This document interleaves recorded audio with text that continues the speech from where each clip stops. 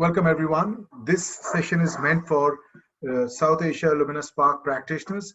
The idea is that I've got a slide deck prepared to examine how two sparks can come together to uh, build on the idea of collaborating with each other, building relationships.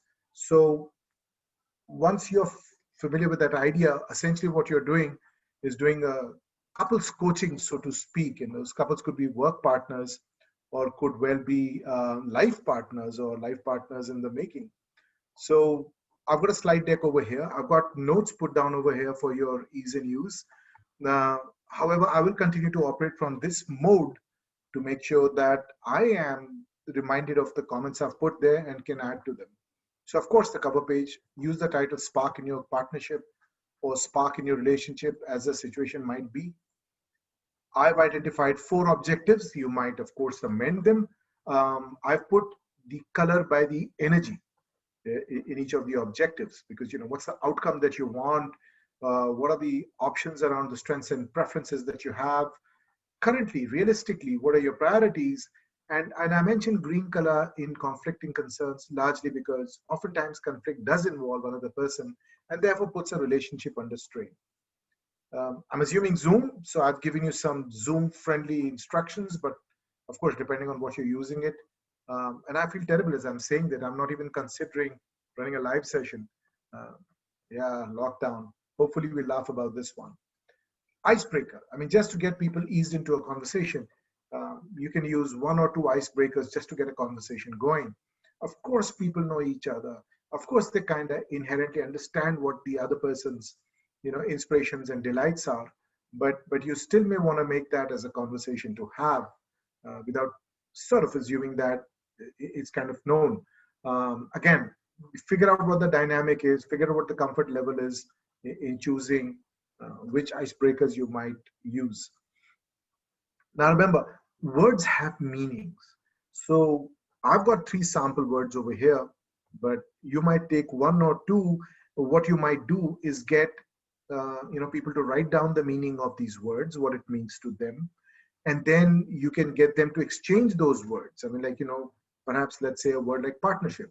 You might choose to bring that as a conversation, see what the common ground is, see what the shared ground is. And if what I did, for example, in one of the practice sessions where it was a couple on the way to getting married, I asked them to look at the word marriage. And I said, okay, what do these words mean to you? Give me your 3 synonyms, if you will, which is what they did. And then I got them to explore how those words came together. The important part is to capture the essence of the word. And then as a later exercise, you can get them to say, okay, if marriage means these 3 things to you, these 3 things to you, together, what are the 3 words that would describe marriage for you? And it's a great way to integrate values and outlooks on a word. You can use another exercise. If you use something like a values pyramid, you could equally well do that. You, as a Spark practitioner, are familiar with this. This is just a way to sort of get people ready to understand that the Spark report is giving data. It's not giving judgment of good or bad. And that all of us, once we are motivated and disciplined enough, we can meet the aspirations and ambitions that we might have. Again, without delving too much on it, introduce people to the idea of the archetype, what it means. You've got a whole bunch of other decks that I've given in the past. You might add some of those slides to make it easy. And then explain the idea of archetype. Now, once again, what is an archetype? It's the overarching type of a person or a thing or a role or a character. So, the archetypical salesperson or the archetype stepmother, whatever definitions that you might want to use to help people understand that there is a common collective understanding of certain words, which is also true for the energy that some of the colors may represent. So you might say, okay, red color means commanding archetype and so on and so forth. So I've got some notes over here to help you make that conversation. Once you've got people to look at archetypes and you've already had the icebreaker, what's basically happening is that, we already talked about personality and the ways in which personality is kind of, typified, so to speak. And then you can get them to open up their cover pages, and conversation starts right there. It shows that what are the colors that they're claiming the most, and thereby um, what is it that they're driven by, what is their sense of expectation, what is the promise they give. Again, in a workplace situation, you might talk a lot about the shared colors as being the driving values or the leadership brand of the organization if you're talking about two partners at workplace. Then on, I just make a quick visit to the four color archetypes in the Spark report. Get people to learn to become very familiar with the idea. We've already talked about the energies that go with the color and what archetypes represent, and therefore get people to talk about, well, okay, you know what, how does this stand out for you? So, for instance, in this session, um, it was already evident for me. For this one couple, the challenging area was the disparity between their red color, for example. For one, it was important, she was like driven by the red, and the other person was perhaps not making outcomes such a big priority. Now, what would end up contrasting between the two is that if you notice on the right side, person B also had a very high level of green. So much as she was frustrated by the lack of red color action from the partner A, the person would also hesitate to bring this to surface because the green color also made it important for them to keep the relationship in balance. Okay, that's one example, and of course you can take the conversation. For example, person A might not show the kind of flexibility, whereas person B might show that more in her yellow. There might be a different way in which they approach being structured and organized.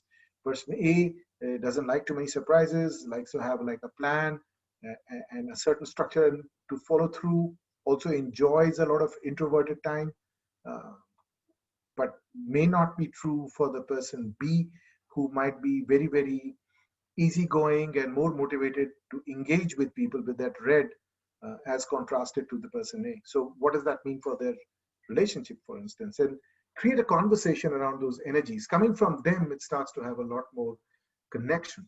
The mandala, as you know, is a wonderful place to talk about paradoxes. It also is an important conversation because, as you can see, that they might end up not only surprising each other but also themselves, and this conversation helps a lot.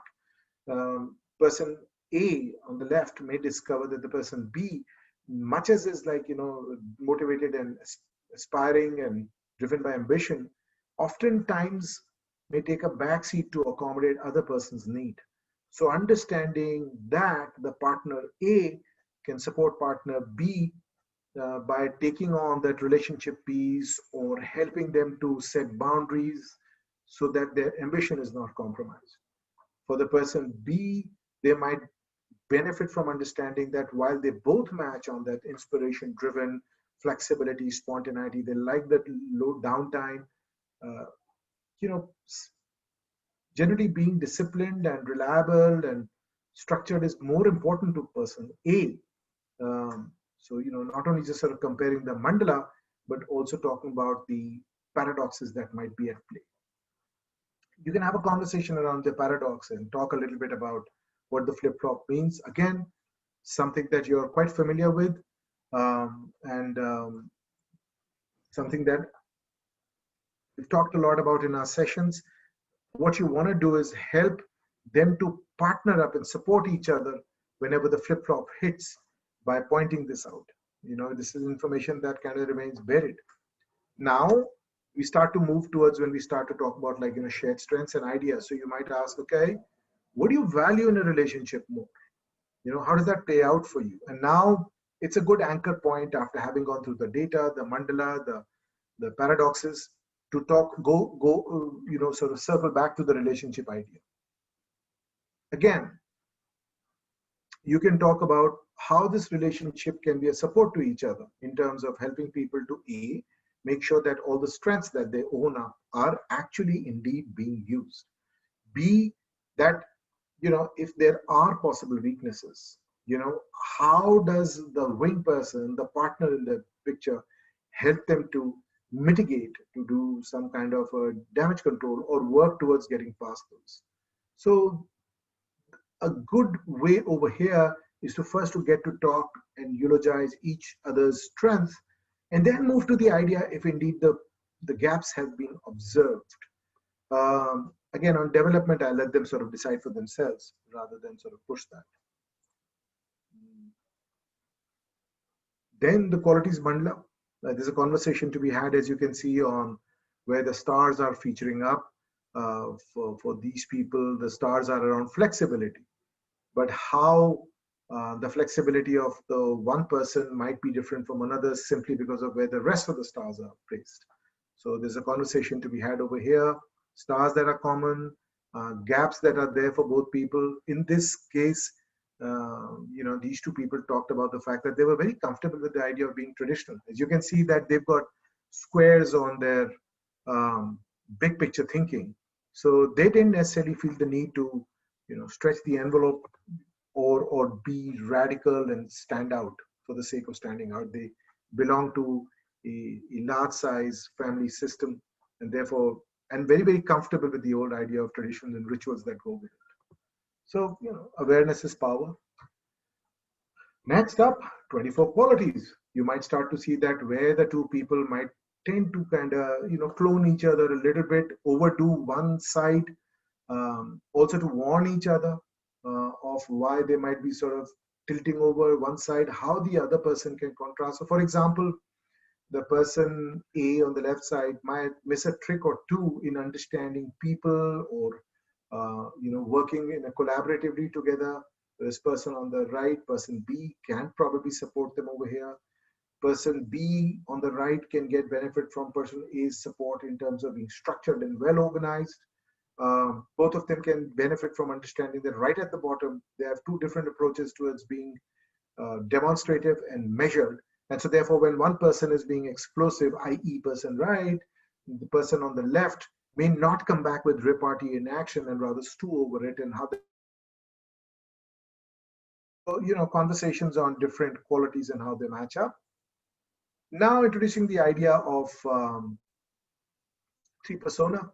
You might want to take them into talking about, and by all means, you can add a slide over here to talk about how the three personas split out. I skipped past that because I referred to the report while they were talking. But the interesting part over here is really understanding the inner mechanics of each other. And how does the one person help the other to realize some of those? Also shows the ground on which they value certain things about togetherness. I mean, certainly for both of them, people centricity, those green energies are critical because they are the glue for that relationship. And then, how they're dealing with the red and blue in terms of, well, in terms of numbers, they're pretty similar, but in terms of priority, how it acts out. So it might help person A if they have a sense of time and plan and generally feel organized and have a sort of, a sight on like what things are going to be done. And for the person B, it may be very important that particularly in the everyday, they get an opportunity to engage with people. As you can see, not only are they driven by the red outgoing personality, in their everyday basis, they draw a lot of energy from engagement. You can also see how the scores are kind of funneling in for person B, which means although they're very driven, somewhere their everyday expression is a little bit on the less side. And finally, in the overextension, they tend to become a little bit unexpressive, withdrawing within. Whereas for the person on the left, person A, they're very, very motivated by people centricity, relationships, but in their everyday behavior, they tend to give in and yield a lot of their own needs and desires and need for structure just to be accommodating and yielding to other people. When under pressure, they still continue to remain nice, but they tend to dial up their structure, trying to put, the parts that have slipped them away back together again.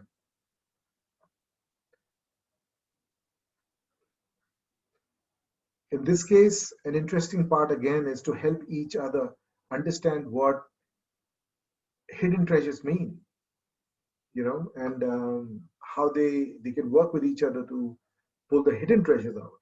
Help each other understand that where there is a low score on underlying and everyday, which means the person is neither motivated nor driven. In this case, as you can see, both people were low on the radical and imaginative score. The tradition part suits them, it works for them. Every now and then when they might feel a desire to sort of break the mold driven by peer pressure, you can help them understand that it's not needed.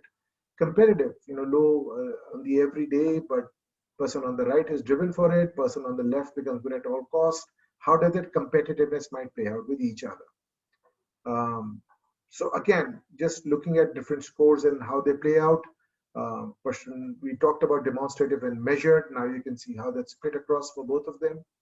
You might pick up some other ideas that how basically they both equally might be, valuing the idea of being practical, or how reliability means, as a value to one person, and on the left, reliability means a discipline and in behavior to the other person because they've got a low underlying.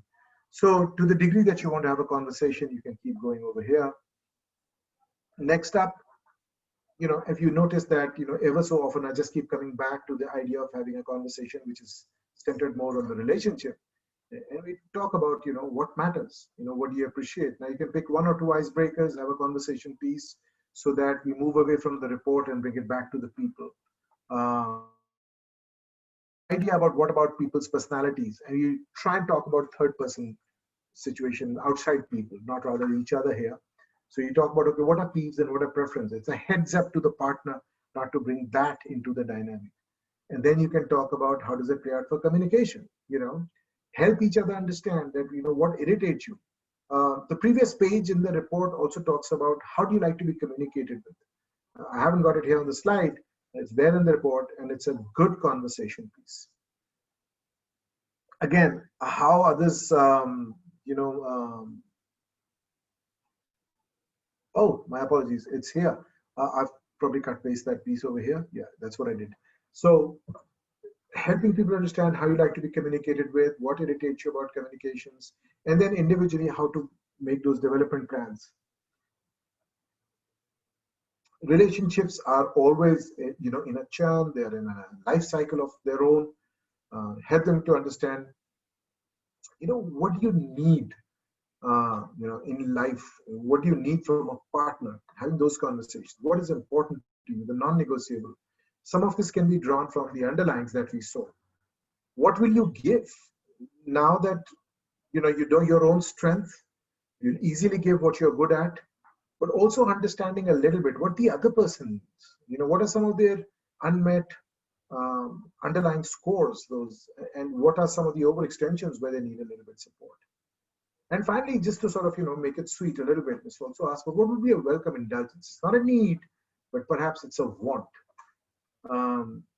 Then we might talk about shared and collateral leadership. Partnership is a shared leadership, social responsibility, understanding that when you find the time, how do you understand when is it in this relationship that you follow and sometimes you lead.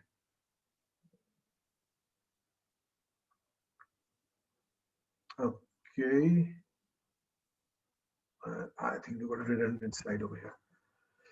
Finally, after this conversation, if the people insist on saying that they are diametrically opposite to each other or far too similar to each other, you might go to the sections which talk about diversity, which talk about how to work with your mirrored self or how to work with your opposite. You can choose to do that. If there's enough of a rationale in their scores. Otherwise, you want to bring them, to the section on the QR codes, get them to, download the app, get the Mandala Splash, help them to understand how to work with the three persona, get them to compare each other's scores and talk about the dynamic with each other. And finally, based on all of this learning, what's the three promises? This is really a summary of all of the things that they talked about. You want that documented somewhat, the three promises to each other that, I will keep doing, I will start doing, I will stop doing. And that pretty much starts to conclude the session. And yeah, you might sort of end over here, open it up to any questions they might have about personality. If you go on what you've observed and like you read, you might give them some resources, some references to go and look up. Ideas like the 5 languages of love, some of those kind of topics. So that's pretty much what I'd put together. And absolutely, it's an open canvas for you to expand on it. Hope you enjoy this. I had fun doing it, so I can, very confidently recommend that you might add a lot of value to people in a partnership or in a relationship. So have fun running with this, and just share back with the community what additions and best practices that you add. Thank you. Bye bye.